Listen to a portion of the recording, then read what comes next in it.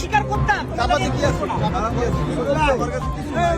সত্যি বলতেছি তুই ভাই না, তুই জানো আর চোখ দিয়ে এক ফোঁটা পানি পড়বো আমি তোরে ছেড়ে দিব।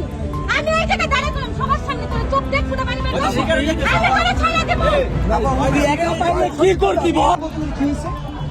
কাছ থেকে বললে আমরা মূলত যাত্রাবাড়ি থানায় একটা কাজে গেছিলাম। ওই আমরা হচ্ছে আজকে লং মার্চ যেটা ছিল সেই লং মার্চের কাজে আমরা ওইখানে গেছি।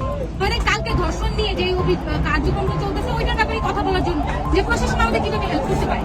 তো আমার হাজবেন্ড আর আমার কিছু এলাকার ছোট ভাই ওরা দাঁড়াইছে যে তুমি বাসায় চলে যাও, আমরা হচ্ছে গিয়ে আমার থানায় যাবো। আমি ওরা এক পর্যন্ত রয়েছে দাঁড়াই এই সিঁড়িটার মধ্যে, যে আমি যখন ওই সিঁড়িটা দিয়ে নামবো, ওরা যখন দেখবে ওই সিঁড়ি দিয়ে নামছি তখন ওরা চলে যাবে যে তুমি উপরে দিয়ে শুধু একা যাও।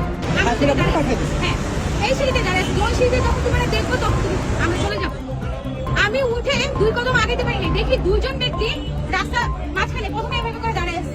তারপরে যখন দেখছে আমার সামনে একটু পথচারী ছিল, উনি যখন নেমে যাওয়ার পর ওরা আমাদেরকে আগাইতেছে আর হাতটা ছড়াইতেছে। তো আমার সেন্স কাজ করলো এটা যে আমি ডাক দিলে ওরা দৌড় দিবে, আমি হাত দিয়ে এদিকে আসো, মাথাটা শুধু বের করবো এদিকে আসো, র্যান্ডমলি ওরা দৌড় দিয়ে উপরে